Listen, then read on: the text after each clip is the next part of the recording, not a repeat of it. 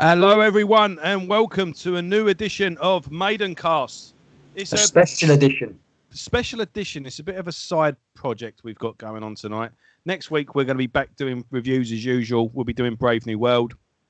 And but rather than spending half hour an episode, we thought, well, this is quite a good little discussion to have on the side. And obviously, we've been mentioning it for the past couple of episodes.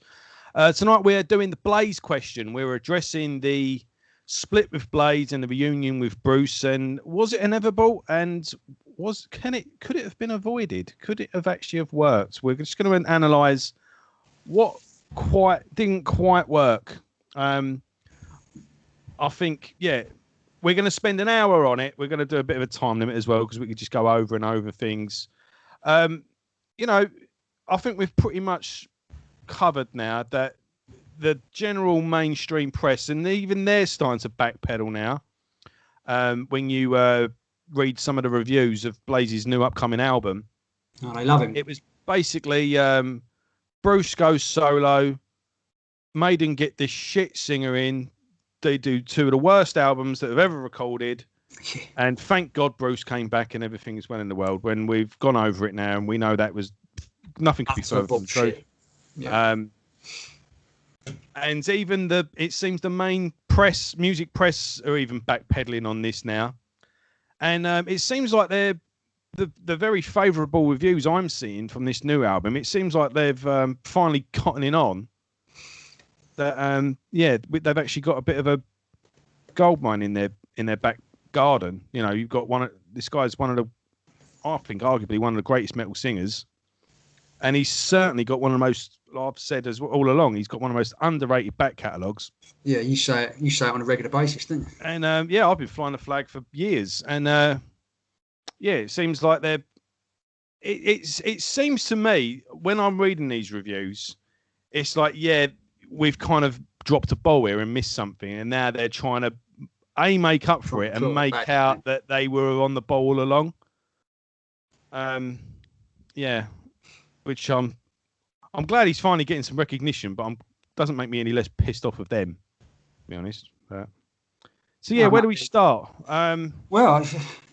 Start at the beginning, I suppose. I mean, his audition and all that. Basically, what I'm saying is the problem wasn't necessarily Blaze. It wasn't that Blaze was a bad singer. No, again, the thousands of choices they had. To a certain extent, there's a little bit of what Metallica did to Jason Newsted going on. Obviously, with Metallica, with Cliff Burton, obviously tragically dying, he was a brother. They'd been in the band since the beginning. They had this close knit friendship, and obviously when the new boy came in, he never really got accepted, no matter how good a musician he was. And I think there's a certain similarities to that with Blaze, because Steve never wanted Bruce to go. And when Bruce went, heart of hearts, it went. Yeah. He happened while he was getting divorced and all that, and he was fucking low, and he never wanted Bruce to go. And I think he picked this guy, and probably about half an hour after they picked him, he probably started having second thoughts, because apparently in the audition process, he was told to pick 10 songs, any 10 Maiden songs. I thought he was given 10 songs. All the way I read it, it was like he could pick any 10 Maiden songs. I heard they basically went to everyone, right, sing them 10 songs. No, I don't even think it's that. Well, I'm getting it from the very excellent MaidenRevelations.com, who should be commended for their site, because it's it's a gold mine of information that I didn't fucking know. There might be a couple of different ways, because obviously they had an audition tape. And I think I don't know how many they actually auditioned. I mean, how many people recorded a tape compared to how many people actually went to the studio and jammed with them? Yeah, I think they had I think they had. You only ever hear of Blaze doing that, don't you? They had 1,500 submissions or something. I mean, fucking crazy. Yeah, but there's no way they were going to listen to 1,500. No, apparently Steve said he listened to every single one. Yeah, I'm just saying. I get guys in, yes, yeah. But and like I say, from the way I read it, they picked all these songs, and obviously there was a lot of Diano stuff in there because it's a lower register, and apparently Blaze fucking absolutely nuked him. Like, he blitzed them, sort of thing. Sung them probably better than Paul ever did. But he struggled with the Bruce stuff. You know, your Hallows and your Troopers and that. But obviously, they're classic songs. And I think Steve Harris, he's always talked about, you know, to a certain extent, the fans come second. We've got to do what's right for the band. And I think straight from the off, he was a bit sabotaged because they didn't pick the right set list for him. You know, forget the albums. Again, it doesn't matter who it was. It wasn't just Blaze. Whoever it was, I think it was a bit of a poison chalice. Yeah, but the thing was, you had the old guy, old Doogie White, who went on the Front Rainbow, was apparently, he was up there, it was either him or Blaze. And I've, to be honest, I've actually never heard the guy sing. But from what I've read, I imagine he's more like Dickinson. Got that sort of range that can go up there to down there and all the rest of it. Whereas Blaze is, unfortunately, he's stuck about here, which, you know, but his voice is fantastic. We're not shitting on Blaze in any way, as we've discussed on the last two albums. It's no, of course not. No, I think he's just not that. He's not got that tone. There's tenor and there's baritone and there's thingy. Yeah, normally, when you have operas, you have different. You have a group of singers, and each one plays a role, just like people do instruments in a band, don't you? That's it. Yeah. But I think as well. I think Harris was. He almost like he was trying to prove a point. Like, we don't fucking need him. You know, he's gone. Fuck him. We don't need him. Let's go something totally different. Completely different, furthest away from him to show. Yeah, but I think as well, there's one when he did let the audition tape alone. We do know that he did audition in the studio with a band. Whether he selected them or he was giving them, he had 10 songs. Yeah, and they went right. That's well documented. You can imagine Nico giving it 1, 2, 1, 2, 3, 4, and then bang into it. Now, with a good couple of practice sections, a good couple of weeks of practicing, and you could probably a half decent singer probably will pull off a Bruce Dickinson song, even in like a fucking metal karaoke or something. And you go, fucking hell, that weren't as bad as I thought it was going to be. And yeah, he probably did pull it off, and he probably did nail those songs. But he then had to nail them for 2 hours. Yeah, every night. 110. Yeah, exactly. You know, nights in a row. And stretching your voice to its absolute limit, it's the equivalent of lifting up a weight that's 10 kg more than your actual thing. Yeah. Like when you're when you're doing your weights, when you do it, you go, right, the way to break yourself in is you do your last set and then you do like 5 reps with one higher, and then you work your way into it. And it's the equivalent of going 2 weights above your thing and just going bang, and you might do it that once, but if you just went eventually you're just going to injure your arms. And I think that stretching his voice to the absolute limit, night after night after night, it was just poor sod would. But what doesn't help that, like you summed it up well, and saying if you practice it. Apparently, he was. What was the original agreement? Apparently, they'd agreed on 4 weeks of well-planned rehearsals before the tour. It was just going to be a month of just rehearsing, like you say, getting the voice working, you know, getting into the stuff, getting used to the fucking range and all this. But apparently it all went to shit, and they ended up with 7 days rehearsals. So he's lost 75% of the time he was promised to get in the swing of it. And apparently before that, he was, I remember the press tour they did. It wasn't a whole band. It was just him and Blaze, Dave Murray, wasn't it? It's Blaze and Dave. And apparently they crisscrossed the world about fucking 6 times, to the point where Bailey had a fucking nervous breakdown. He said, look, I just need time off. I want to go and see my girlfriend. So he's stressed to the fucking limit. Never had to do anything like that before, ever. Because Wolfsbane, fucking hell, I played bigger venues than Wolfsbane. And Dave Murray even said this is one of the hardest press tours I've ever done. Yeah. So even, even Murray was totally alien to the guy. So it's a mental fucking thing as well. And he's supposed to have 4 weeks worth of rehearsals, but it goes down to a week, and they're like, fucking hell, you know? Yeah, it does seem like the band, they didn't quite acknowledge the problem they had. because I think it was an easily solvable problem, but it was kind of just left down to Blaze to solve. Yeah, So, but the thing is, they took 18 months recording the album. Yeah. So if you took that long making the album, what's another month? So you Yeah. can get the tour right. Yeah, it was not in that as well. Maybe they could have hired him a vocal tutor, and it's not in the case of look, you need singing lessons because you can't sing. It's more it's different. You need to figure out how to put your voice into this. That's it. Yeah, you know, and like I say, it just makes me think that subconsciously they were Newsteading him. Well, Steve was, and obviously Steve being, as Bruce affectionately used to call him, Sergeant Major Harris. Yeah, I think he got stitched up from minute one. Yeah, I think as well. What was I going to say? Bollocks! I've left. I forgot it now. Go on, carry on talking. It'll come back. Yeah, and apparently something else. Like, so he's only had like a fucking week's worth of rehearsals, and he's trying to do these fucking songs that there's only probably about 5 blokes in the world can sing.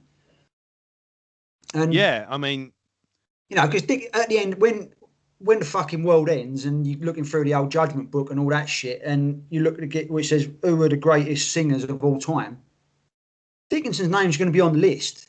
Yeah. Don't matter what genre of music you're talking about, because he's got one of those voices. 40 fucking years he's been at the top of his game.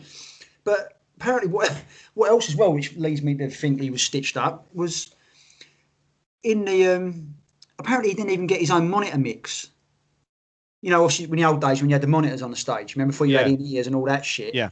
It was always a case of me being a drummer. I need a bit of guitar, I need a bit of vocals, and I need a bit of bass, sort of thing. Because that's what you hear, because you don't hear what's coming out of speakers, because it's all going that way.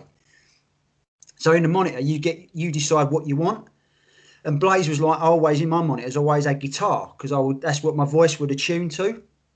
I could hear the guitars and my voice would know where I was and I could get it to the right level. But apparently the sound guy said to him, no, you can't have any guitars in your wedges. You're going to have bass, and that's it. Bass and vocals. And he's like, what are you fucking talking about? I need guitars. I tune my voice to the guitars. He's like, no, you're going to have bass and vocals. So he's going out live and he can't even fucking hear, what he needs to hear. He's like, what the fuck? So who's decided that? Yeah, funny enough, it's a good job I forgot what I was going to say, because I have just remembered it, and what you've just said actually goes along with it. I read an interview with Blaze, and he said the one regret he did have was that he wished he did stamp his authority a bit more. So he said, so when Paul went and Bruce joined, Bruce was, fuck him, I'm here now, and I'm the new singer in Maiden. And he said, and Bruce was everywhere. He was at the front. He was doing the interviews. He was joking around. He was playing a thing. He was doing a lot of talking in between the songs as well, joking with the audience. And, that classic one with that first gig at the Hammersmith Apollo. Anyone been watching Tiswas lately? It's like, this is all your fault, It's you lot that put it at number one, and all that sort of stuff. And Blaze was just like, I was so happy to be there. I just didn't want to rock the boat. So I just went, exactly. No, I'm in my Maiden. This is a band. Yeah. And I'm here for you, the audience. And he would always try and get the audience to interact as much as possible, because he didn't want to seem, Yeah. And you need and that's that. probably it as well. That sound guy had probably been there for years, and he probably went, well, I don't want to rock the boat. He's been here for years, and I have. Yeah, he was probably a bit like that. This is a new job. Don't upset the boss. Don't. Yeah. And he said because of that, he actually couldn't run around on stage as much as he wanted to. He had to stay fucking central. So he had to be in the sweet spot, sort of thing, in the Sheldon Big Bang Theory spot, where he could get the perfect. Because if he moved, he's fucked. Whilst Dickinson's up there and of course.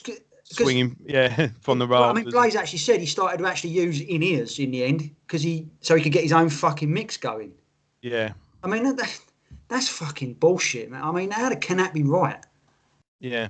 I mean, all right, Maiden weren't at their biggest then. They've been on the decline for years, but this is still Iron Maiden. This is still the fucking band that reinvented metal to what it is today. Again, that's another urban myth that we dispelled. It was basically everything was great. Then all of a sudden, boom, Blaze comes along, and then it all It's like, no, that's bullshit. I the mean, decline actually started a few albums ago. Yeah, in America, they bombed out on Seventh Son, the album that was supposedly the fucking world-beating masterpiece. The Americans listened to it and went, "What the fuck is this? Fuck off." Yeah, and as we said before, someone like Ralph Fieri, he said he saw him in the Fear of the Dark tour. The place, the thing was half empty. Yeah. So they let the downstairs. They just let them all come downstairs to fill up. So, yeah. So again, it's not as if Bruce was selling out Wembley Arena either. No, that's it. Bruce was playing the Forum and stuff like that, wasn't he? And yeah, we did the marquee. Marquee. That's what I was trying to think of the word. Yeah. But I mean, there's an interview here from Yannick. I'm reading off this Maiden Revelation site, which again, bravo guys, this is an amazing site. I'll have to check this out. Yeah, I've never seen this before. It's basically a 2-part thing on the Blaze era. And he said, Yannick actually said it's true that he had some problems sometimes on stage, but that's partly our fault as we were asking him to sing in a higher register than what was natural for him. Blaze has a very distinctive voice and we perhaps needed him to stretch it into unnatural territory. Maiden tours can be 9 or 10 months long and it's a punishing schedule for anybody, especially if you have to push your voice beyond its natural limits. And the very next thing he says, which begs the question, why did they pick him in the first place? Yeah, they obviously didn't. He was obviously, it could be right, he's perfect for the album, but what about the rest of the catalogue? Yeah, and he was perfect for the darker. As much as he's stepping up for you, you've got to adjust to him. Yeah. You're the one that asked him to join the band. And not only that, people seem to have this thing of looking down on, because some people say, well, maybe they should have tuned down and he would have been able to ride it a bit easier. And there's some people going, well, why should they have done that? It's like, well, guess what, people? Dio did it. Yeah. Halloween have done it. Everyone does. I don't know if they're doing it now. Now Michael's back in the band, but they've got all 3 now, haven't they? They all do their own little section. And I'm trying to think as well. Yeah, basically the amount of singers that did do it. Of course, did. Yeah, because it's. Oh, Scorpions do it as well. The Scorpions have tuned down because what's the Scorpions singer? Yeah, may the metal gods forgive me. I can't think of his fucking name either. That's our metal cred both out the window. Well, we're both out the window, yeah. Well, but no, that's the reason why Miles Kennedy. If you listen to him on the album and you listen to him live, completely different. And because he has to change his voice because it's a different beast on stage. You got to change the way you do it to keep the longevity of it all. And it was just. Paul Rogers and Rob Halford have also said, the set list goes as I know how long my voice can last, and it is about pacing yourself. And of course it is. That one, maybe put that one at the end. Yeah. And it does work like that. Yeah. So I mean, I talk about pacing. I do it with the drums. When I was doing the rock covers thing, that was a fucking full-on sort of 2-3 hour set. It was split up, but it was still a long fucking set. And I would basically pick the set list because I knew if I did those 3 songs in a row, like Crazy Train and stuff like that, it's a fucking killer. You got to mix it up so you can have natural breathers in the set without having to take time off. And it's like with Priest, they always finish with Painkiller because you can imagine opening with that. They'll fall over. Yeah, you shred you, Yeah, that's at the end, so everyone can just blow it out. And of course you can. It's done. But I mean, I'd look back on the Blaze era with possibly rose tinted glasses because it was my first real. That's when I was getting into music big time. I mean, like I say, the X Factor I love. 10 out of 10. I won't change my view on that ever. Well, it's mainly as well. That was your album, wasn't it? Yeah, that was the one. That was the first. Yeah. But listening back to the live shows and stuff. I mean, I was at both Brixton shows. And the first Brixton show on the X Factor is they widely regard as one of their best ever shows up until the point when Best of the Beast came out because I actually put it in the book because it was a great night. But actually listening back to stuff, fucking hell, some of it was hideous. Like watching YouTube now, when people actually like the camcorder clips and all that sort of thing, or even professionally shot clips, doing his own stuff that he'd written, Blaze was amazing. But the poor bastard trying to do Hallowed at the end of a fucking 2 hour set. I mean, Jesus Christ, he couldn't do it. It was fucking horrible. And I was like, I was embarrassed watching it. And so how do you think he felt? And it makes you wonder, because the geezer standing next to him is the man who's fucking decided they're going to play it. Why? You cut off your nose to spite your face. You know, let's get someone totally different. But hang about, it ain't going to work. Nah, fuck it, let's do it anyway. Fucking hell. But yeah, it was doomed. Fucking doomed from minute one. And I feel sorry for him. I think unless they got, I mean, look at what they did with, Anthrax did with John Bush. Now, let me just adjust myself there. Yeah, I mean, John Bush didn't get a high register as Joey Belladonna. No, but he was just as good a singer in his own right in a different style. And even when they changed their style to fit him. Yeah, they marked it. And like night and day, wasn't it? From fucking Persistence Time to 4 albums in it was Anthrax became a different band really. And now that Joey's back in the band, that's a completely different era. This you could say another way is when Ronnie James Dio joined Sabbath. I mean, it sounds like a completely different band. Yeah. A bit of a different one because Ronnie was a better singer than Ozzy. Yeah, they've actually upgraded. Yeah. You know, you can argue whether who was the better front man. I mean, Ozzy was a wild man, whilst Ronnie was a bit more professional. But But when Anthrax did the album where they re-recorded all the older stuff with Joey Belladonna, again they adjusted it to John. Like John pulls those songs off perfectly. Oh, he does. Yeah, they pulled those songs off live as well. But he didn't sit there trying to hit those highs. That and you see Joey Belladonna being it was testament to what a great singer he was on that metal cruise. They reckon the highlight of it was Joey Belladonna on the karaoke.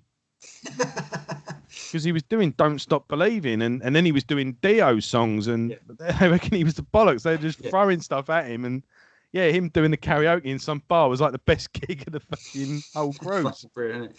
Yeah. So it can be done, but it's as if Blaze was just thrown into it and just told to get on with it and there was just no way of accommodating him, That's it. Yeah, I mean, it's he's actually fucking said, isn't he? He said, I think Steve, Dave and Nico are gutted to be in smaller venues. They've been playing a big league for so long, staying in cheaper hotels, playing smaller gigs. I sensed they weren't happy and were probably looking sideways at me as a new guy, but nobody ever said anything. I mean, fucking hell. Do you think that comes into it? They actually resented him because, it was nothing to do with him because they were going down anyway. But do you think they secretly blamed him? Secretly, they might have gone, look, I don't think he's the right guy, but there's no getting through to Harry. So, fuck it, let him deal with it. And Harry's even said that in the book at the time. He says, look, the buck stops with me. He went, I'll take the credit and I'll take the blame. And I guess he is one of those headstrong people. He even says you've got to be tunnel visioned. If he wasn't that way, Maiden wouldn't be the success they are. No, that's it. Fucking hell. If Steve Harris wasn't the way Steve Harris is, Iron Maiden would have given up after 1979, probably. The amount of lineups they went through. And metal was a different landscape altogether. Yeah, and for what the band went through before they even got signed, anyone else would have given up 10 times already. So exactly. Yeah. But it's but like you can't get away from the live thing. I mean, there's even a quote from Harris talking about how Blaze wants to do Phantom of the Opera. We'll probably be doing that on the next tour. That fucking didn't materialise. Apparently, Blaze lobbied for Still Life. Oh, fucking hell. Do you know what I mean? But he lobbied for that and nothing. So they just insisted on obviously smashing a set full of Virtual 11 and X Factor songs, which, fair enough, they got to because it's the last two albums. You notice that's a trend for Maiden anyway. They'll always concentrate on the always new is, album, plus the one before it, along with the classics. But if the singer can't do the classics, I mean, they had to cut the fucking tour short, didn't they? On the X Factor and Virtual 11. There was quite a few shows as well. That wasn't like one or two. That was a big chunk. The official thing was an allergy to pollen. You fucking read into that whatever you want. Yeah. But Blaze but Maiden aren't the only band who have done that. There was a Black Sabbath cancelled a tour once during the Tony Martin years.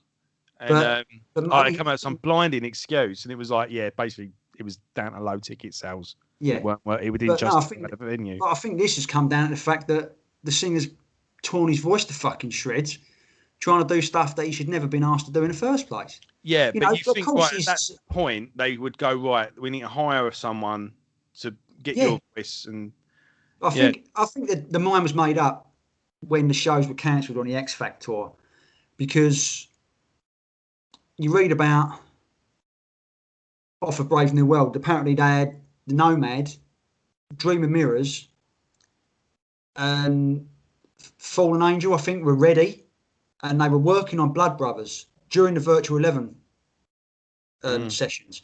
Now, those 4 songs, fucking hell, it's probably 4 of the greatest songs Maiden have ever recorded. So why weren't they on Virtual 11? I think they've got together they've had a fucking band meeting, left the singer at home and gone, you know what? Don't do it. Don't waste these. We'll save them. We've got 8 tracks. That'll do. Keep these back, because Bruce is coming back. And that's I'll have to have a look into it, but I'm pretty sure Yannick's got writing credits on the first Blaze album as well. I remember you saying, because that's what should have been. Because it was as well. Steve, I think Steve does know that he did kind of. It put Blaze in an epoxy position that he felt responsible for putting him on, because when he did, apparently he did give him I don't know, I'm not going to talk about the man's business, but apparently he got a decent severance pay. Yeah. Should we say? And they helped set him up with the record deal. That's got guilt written all over it, isn't it? Yeah. And Steve apparently rang him up afterwards and said, like, how are you doing and all that. And he went, look, use this as a what's the word? Yeah, the catalyst. Use this to bounce off. Don't get down. You've been in Iron Maiden, and then bang, here's do it like that. And that's when Blaze was conscious not to do any interviews until he had the album out ready to go, because he said, I didn't want to be licking me wounds in an interview. I wanted to go something positive. Here's a new album, and here's this. And then when they go, what happened with Maiden? Go, but there's this. He had that to bounce back with, which I thought was a good little tactic. Yeah. So yeah, I think he knew that, and that they are still good. They're still in good terms today. I mean, further down the line, one of the recent albums, Blaze ran out of studio time and/or money.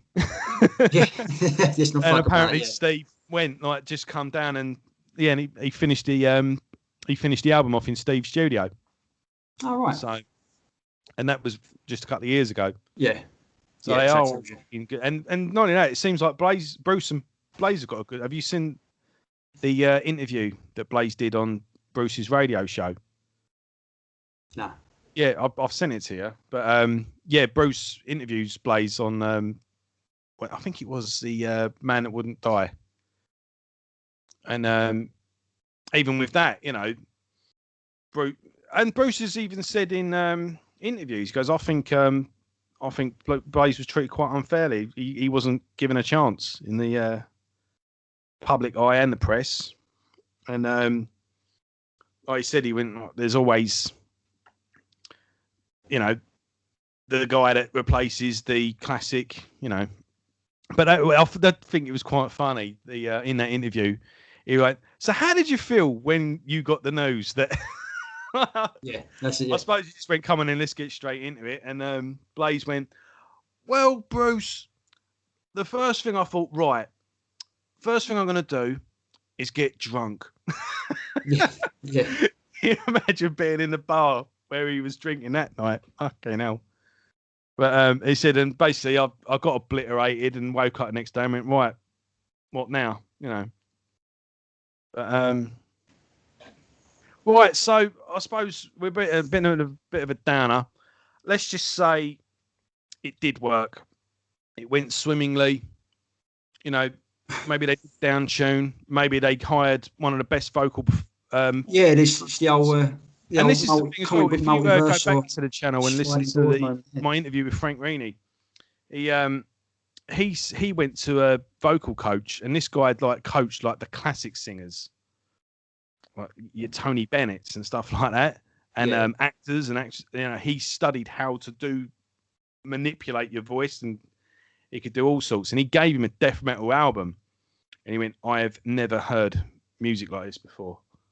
Like, he was in this posh house and everything, and this metal kid. It's a great little story. It's not really my story to tell, but go back and watch that interview. And he basically said, like, "Give me a week with this. Like, I need to study this." Yeah. Because the guy he was entering a different world. He was just like, "What on earth?" He went, like, some kid had come to him for singing lessons. And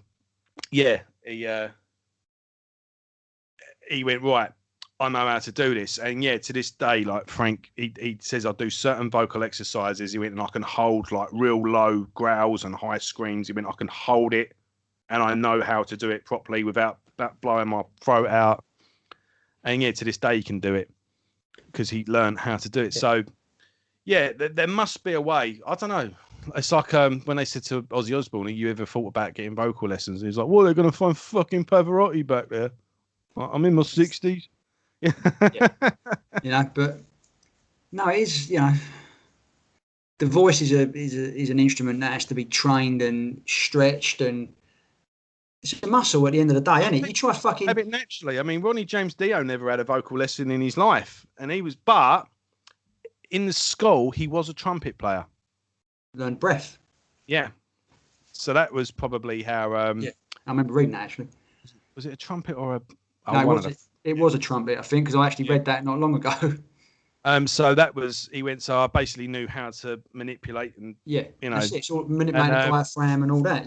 Bruce did say he never really had lessons, and it wasn't something he particularly struggled with. He could just hit a higher thing. And I know he got really, he did feel a bit of a fish out of water when that, on recording Number of the Beast, like with Martin Birch, but then again, with Martin Birch's CV. Yeah. And it's obviously well documented that he's a massive Deep Purple fan. He was probably... And he'd been there and done it. I'm in the deep end here, which anyone would have been. But apparently he wasn't hitting certain notes, and he was, having a sulk in the coffee room, sort of thinking, "Oh, fuck, what am I going to do?" I remember, there was one thing in What Does This Button Do? He went, "Oh, well, do." He went, "Yeah, but what if the band's shit?" He went, "Basically, you can do 1-2 takes and then we're done," or something like that. He went, "Well, what if the band aren't good or don't think?" He went, "I don't work with shit bands." Right, and he it dawned on him. He was like, "Oh God, like we're in the big league now." That's it, yeah. But let's say we're in a different time, different dimension now. Yeah, right. Yeah, the old multiverse dimension, shall we say? And Blaze Bayley is still the singer of Maiden. For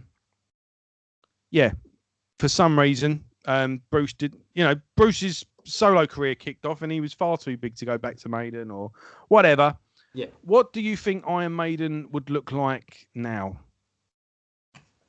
They're not at the level they are now. Are any other metal band, for that matter, because Bruce coming back was a fucking big catalyst for getting the classic singer back, wasn't it? Let's tell it how it is. I mean, I think one big catalyst was the Kiss reunion.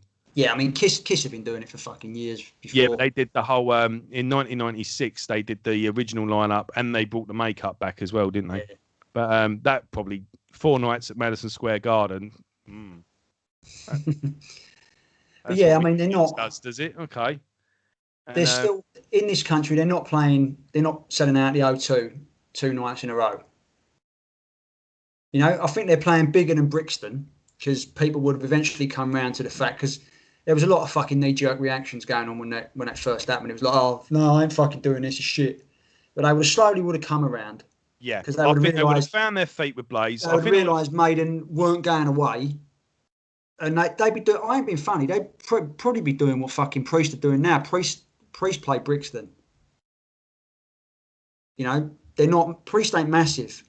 They're a revered name, but commercially they're not anything like they were. Yeah, they do arenas, but it's normally with a good package. It's Yeah, of course normally you do. like a good set of. Yeah. Like when I saw them at Wembley Arena, but it was supported by Megadeth and Testament. So that's a crowd puller, isn't yeah, it? You know what I mean? Yeah, it wouldn't Because be I'd be funny, you know. It wouldn't be Judas Priest supported by the Wankers, like some unknown Well, band. it tells you what you need to know. Last time Priest played a fucking solo show over here, it was that long ago. They were supported by a Bullet for My Valentine at Brixton, I think. So if they're not, I'm sure it was Hammersmith Odeon. Hammersmith Odeon. Yeah, fucking hell. Yeah, what's it called? Is it even called the Apollo anymore? It's called something else, isn't it? It's the O2, isn't it? They, O2 something. Yeah, to my memory, they did that, and it was supported by Saxon. Yeah, but again, they ain't a massive venue. It's a revered but they venue. had done Bloodstock not long before as well. Yeah, so it was a bit of a. But Bloodstock's, but again, Bloodstock's the package. Mm. You know, you ain't going to see just a headliner. You're going because Bloodstock generally put on a fucking good bill from top to bottom. Yeah, but what I mean is they had headlined a festival. Yeah. I don't think it was even Bloodstock. I think it was. I was at it. It was at the. It was in Hyde Park. Thin Lizzy played it. It was the one classic rock put together for a couple of years. Heaven and Hell were meant to do it one year, and then Ronnie died, and then they did the set anyway with Glenn Hughes, and they had a couple of singers like do the show. Yeah. But then it was Judas Priest, and then like a week or two later they did Hammersmith Apollo with you know, like when you get someone do a big festival and then they just do like a small show a few days later, just to probably got a couple more days before they fly home, so they just do a small venue. Make a bit of extra money. Like that. But yeah, I'm pretty sure that was them with Saxon. But yeah, I think it would be. I think they would have adopted a darker, heavier tone. Yeah. I think if I could compare it to any other band, it would be the way Helloween were before this reunion with all the singers, because I think their first album, it was the guitarist who was the vocalist, wasn't it? And then Michael or Mikkel, he came along. They became a 5-piece, and that's when they did that Keeper of the Seven Keys. And he had that real high range, and he even got a phone call, didn't he? Do you fancy having a go? And when he left, they got let's find his name. Andy Deres. That first album, Master of the Rings. I'm not a big fan of Helloween, but I actually really like that album, and I quite like that. Acquired taste, don't they? Yeah. But it was just as melodic and, out there as any Helloween was, but it did have that modern crunch. And I think inevitably they would had to have adopted that, because I think I think we can both agree that Virtual 11, it wasn't the album it could have been, and that's what's annoying about that album. Yeah, it was rushed, and with a few tweaks and a bit more time spent on it, that could have been a really good album. I mean, production was shit, but again, was it just thrown out there? We're contracted to do this. Yeah, but I think I'm glad that Bruce is back and we got Brave New World, but I would have liked a trilogy with Blaze. I think the 1, 2, and then it was over. He didn't quite. Yeah. I think it's like, right, X Factor. Yeah, I mean, you've always said it, haven't you?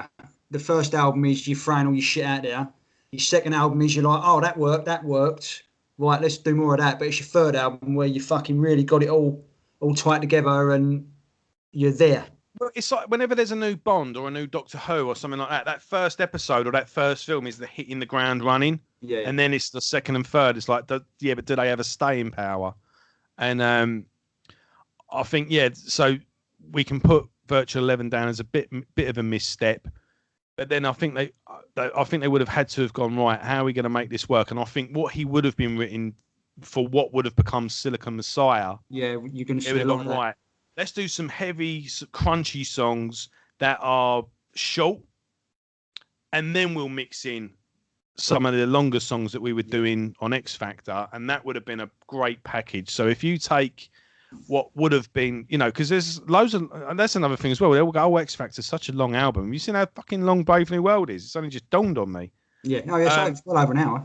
Yeah, so if you take some of the longer songs from Brave New World, but then some of the shorter songs on Silicon Messiah, and bit like if you go like that with the albums, you kind of see somewhere in there what that third album that they would have done with Blaze, and I think they would have found their feet with him, and then they would have found their new groove, and it just would have been a new era. Yeah, and they would have probably had to have sacrificed a lot of fans. But they would have gained a new generation of fans that do like the new stuff, and and then it would have been like this big thing of Star Trek and Star Trek Next Generation. You know, it would have been the people that jumped on. You probably would have had a younger generation that, and then I think they would have been still a big band, still a respected band, but they would have been kind of that band that plays Wacken. So I think they probably would have been on the same sort of level that today Accept are on. Yeah. You know, they've got the respect. Headline Wacken, but they don't do it. Yeah, there'll be certain territories where they're, selling out arenas, but then there's another respect to the bands because they are who they are, but they've, they're just thing me in. But obviously, there are some bands though that will sell out an arena one night and then play a club the next. Yeah. And like I was listening to the current singer of Accept on a podcast, and he said like we opened for AC/DC in the stadium, 3 nights in this stadium, and the interview went, he went, I've got to go. He went, so how many people did you play to? And he was like, fucking like 100,000 people, something ridiculous in this stadium. 3 nights. He went, and what did you do the next day? And he went, I went to work. Fucking hell, yeah. That's a reality check. That electrician. Yeah, he went, I'm union. I'm part of a union as well, so I've got a really good pension. So I need to finish. Yeah. I've got like 3 years left, and I can collect them off it. I mean, so I couldn't have given that up anyway. But it's just fucking mad, isn't it? Like, playing in front of all these people. Yeah, it's. But I think that's what I think they, if they'd stuck with it, they eventually would have found their groove. But it would have meant having to change. Yeah, but the thing is, in that other fucking dimension, would Steve Harris ever have settled for that? Having to change, because he's always been. What does he have against heavy music? Because he obviously doesn't like it. Because it's not as if he's doing some thrash metal band on the side. I mean, look what he's doing with British Lion. Yeah. But if you take. He's got quite an eclectic taste, doesn't he? Because he's always said like thrash really left him cold. He said the only band he really liked was Metallica, and that's only because they weren't really thrash after Kill 'Em All. Not really. No. He's come out and said recently that he likes Nightwish. Fucking hell. And he personally picked Shinedown as support because he caught them at Donington one year. Now Shinedown and British Lion, that would be a tour. They suit each other. I thought Shinedown supporting Maiden was a bit of an odd one, but that was actually him. He saw. Yeah, no, I get it. And fair play to Shinedown, they did pull it off. I want him on a tour. Yeah. So it's what I mean. He's all over the show. Yeah, but with people, and I am one of them. I mean, I don't sit there banging it all day, but part of me is always like, I always wish they'd just turn up and just slightly just give it like the Priest have done. Just give it the modern punch, the modern crunch, the modern thing. Imagine it, and just like when Painkiller came out, you're like, the fuck? Yeah. Imagine a Maiden album doing that. They went back to it, but they did keep that Painkiller. I mean, Firepower is Firepower. It's the ultimate mix. And it's the ultimate mix of old Priest and modern Priest. And I think if you take the Chemical Wedding and Silicon Messiah, that is the perfect. Yeah, this is what Maiden could be if they were heavy and went dark. And they went dark with X Factor, but with a few more. I think third album would have been like, no, go back to X Factor, but just give us a few more Justice of the Pieces and just Justice of the Judgment Days, Fallen Down, and it's Man on the Edge. Down, is it? Man on the Edge, yeah. No. But it's an interesting. If we ever find that DeLorean that travels back in time, we should go back to the find out where the phone call was made and cut the wires Old, yeah. So they can't get hold of Dickinson, and they have to stick with Blaze and just to make their own little experiment. Yeah. But saying that, you've now got the best of both worlds, because you said it yourself. You rate Blaze's back catalogue as one of the best in metal. Oh yeah, don't get me wrong. It's all worked out fine. We're just and we all having know obviously where Maiden have gone. Yeah. You know, it's fucking crazy. But no, it would be interesting to like a what if, you know, what if it had happened that way. But I think ultimately it's worked out for the best. As shit as it was for Blaze, but I know he definitely used it as a learning curve, didn't he? And he's made the best of the situation. I mean, look, he's not as rich as the Maiden band, but then again, who is? Yeah. But the fact is, and he said, I think any musician, if you're paying your bills with music, that's success. You've had a fucking result. You're doing well. You're living the dream. He's doing well. You know? And not only that, I think he's currently right now. I don't think that there's a musician. He has got the best situation a musician can ask for, because he has a direct. He has direct contact with his fans. Yeah. There's no label in the middle. There's no manager in the middle. It's just him, isn't it? I'm doing this, and they go, right, yep, brilliant. The money comes straight into him. He has mastered this. Excuse me. What is the? Again, it divides opinion, but when done right, it works best for everyone. This crowdfunding, basically. Yes, it is. Yeah, like you said, the album, the money he makes from the album makes the next album. Yeah, and he was saying it on the Burfest, wasn't he? Talking about buy the T-shirt and all that, because that T-shirt means we can make more T-shirts. And those are, you buy the album, it comes directly to me. That's it. If you buy the thingy, it comes directly to me. And if you buy a T-shirt, you're gonna look sexy as fuck.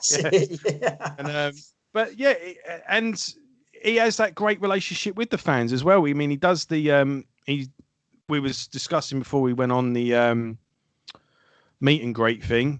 He does it for free. When you go to a Blaze gig, he's at the merch stand, and if you want anything signed and he wants to talk on a photo, he does it before and after the show. And he's got this great relationship with his fans, and he's got this great dynamic with them, and he's got this perfect setup. And I reckon he's managed to master it better than Diano ever did. Yeah, and I think he's mastered it. I think many a band would kill for the setup he's got now, because he's literally made himself not unable. That's the wrong word. He doesn't need a record label now. He sells the CDs directly to the people that wants them. He has direct contact with his audience, and what more could you ask for? So from an artist's point of view, and he's making a living doing it, so I think he's definitely carved out a great little niche for himself. He's had a result, and it's looking like the press have finally come round to it as well. Fucking load of good reviews for the new album. When's it out? Because we've got to do our initial reaction, haven't we? It's at the end of the month. There's emails flying around that he's signing them and shipping them out and working them. So it'd be keep an eye out for that, people. We'll be doing a quick, like we did for Smith Kotzen. We'll be doing a quick reaction for the new album just before we go and do it properly when we eventually get there. Yeah, we'll do a first reaction, then do a proper in-depth one when at the end of the series, basically. Yeah, that'll be one of the last ones, won't it? Because and we're no doubt the way it's going, we'll pull ourselves out of retirement and do the new Maiden album. Oh, it's out tomorrow. Right. Fuck. All right. Well, I don't think I'm getting it tomorrow. Well, I don't know. We'll see. But I'll start listening to it on Spotify, because I must admit I'm not. I love Silicon Messiah, but I sort of dropped out of touch with Blaze after that. Not because I had anything against him. It was just there was always something else to listen to. So it's going to be interesting for me when we get there to actually. I'll be listening to this with fresh ears. Yeah, no, like I say, I've got nothing but respect for Blaze, and if you go through his life story as well, like the shit he's with his wife and all that, man. I mean, the guy literally, he's the Rocky Balboa of metal, because everything, the world just fucking throws it at him, and every time he just gets up and goes, "Fuck you," I'm going to make another album. And he's just persevered through so much. And again, he's found this, this great little setup that he's got now. The guy's he's a fucking legend in my eyes. The just everything he's gone through and persevered. It's just a real testament to, to persevering. Yeah, perseverance. Yeah, hate word. And he is a true inspiration because you no matter what life throws at you, you fucking give it back and don't let anything get in your way and always believe in yourself no matter what. If anyone atones to that it's him. Fair play to the guy. Yeah, I think we've summed it up, don't you? Yeah. I mean, it all worked out for the best, but it's interesting. But I still think he was sabotaged. But read into it yourself, guys. Maiden Revelations, if you want to read it, maidenrevelations.com. Yes, I'm going to look this up. Actually, I thought I pretty much. There's a two-part thing on the Blaze era, basically the X Factor and the Virtual 11, and there's some fucking eye-opening quotes in there. You're like, fucking what? But yeah, check it out. I do know there was a particular tape. Now I don't know what they meant, but he went. There was a tape that didn't make Blaze look good. Now was it a recording of him being drunk and rude to someone, like a row, like in? Do you remember the B-side where Bruce and Mission for Mary? No, it wasn't. Yeah, Bruce was recording. Yeah, Bruce and Nico was going on one, wasn't he? Was it something like that, or was it just a particularly bad gig? I don't know, but a tape that made Blaze look, and apparently it was Nico that went, look, something's got to be done here. So who knows? But here's a quick question then, to top the hour off. If it wasn't Blaze, who do you think?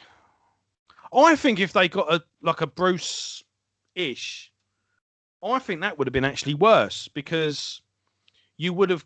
Well, you would have got X Factor, which I don't know how well that would have. X Factor was coming out no matter who the fucking singer was because Steve was. It was dictated by Steve's current state of mind. Who do you think would have? Who would you think it would have? Well, apparently, you reckon? Apparently, it was down to it was Dougie White, wasn't it? It was choice between Blaze and old Dougie White, and apparently talking about Nico, it was. They played both the tapes back, because apparently they did the 10 songs, and then obviously they jammed live in the barnyard with the band, just doing like a live show. And they listened to the tapes back, and apparently Nico, when they played the Dougie White one, and they were like, yeah, it's good. They played the Blaze one. Apparently Nico, within like 3 songs or something, said, "Well, that's I Am Maiden, innit?" Yeah. So, but. Because he's Dougie White a good singer? I imagine he is. I've never actually heard the guy. Yeah. I mean, look, I'm just looking him up now. I mean, the guy's got no. He was in Empire, which had Tony Martin from Black Sabbath in for a couple of albums. So you'll see a reoccurring theme here: Tony Martin, Dougie White, Tim Owens. Yeah, they're the journeymen, aren't they? Yeah, he's currently singing in Michael Schenker's band, Michael Schenker Fest. He was also in Michael Schenker's Temple of Rock and the Michael Schenker group. I think Michael Schenker just comes out with a different. Does, yeah. I think he played in that guitarist that I can never pronounce his name. Yeah, I think he played with him for a little while. Yeah, he did 2 albums with him.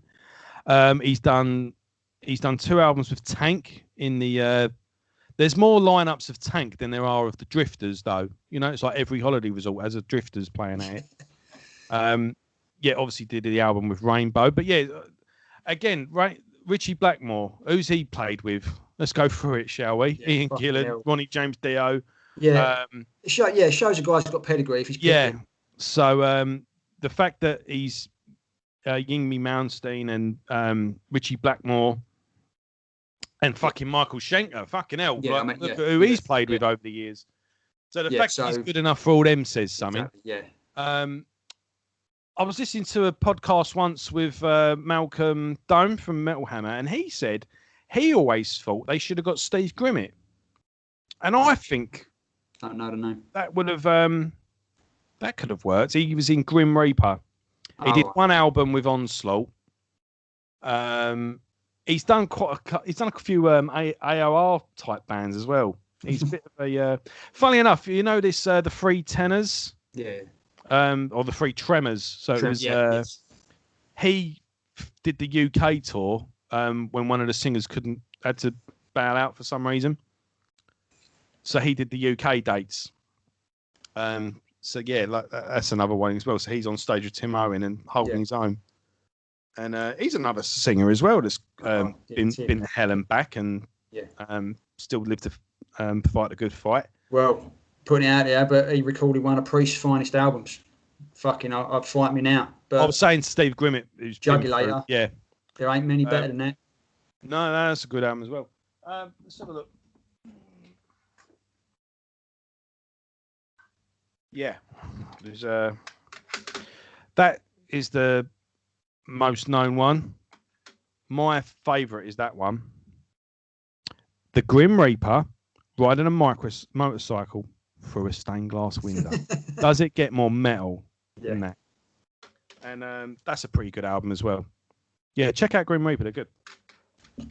And like I say, everyone bangs on about that one, but I prefer that one. And I reckon he can hit all the high notes in that. Yeah, I think we're coming back to our original question. Was it inevitable? And I think it was. It was inevitable Bruce was going to come back. Yeah. I don't even think Bruce meant to leave. I think he was make like a snap decision. He went, "Oh shit, I've done it now." I've got to... Yeah. And it was kind of the same when Rob Halford left Priest. Like he says to this day, he goes, "I didn't actually mean to leave him." He went, "I was only." He wanted to do the Fight album, and they went, "Well, you can't do that because you're under contract." And he went, "Well, I'll leave." He only ever meant to leave on paper.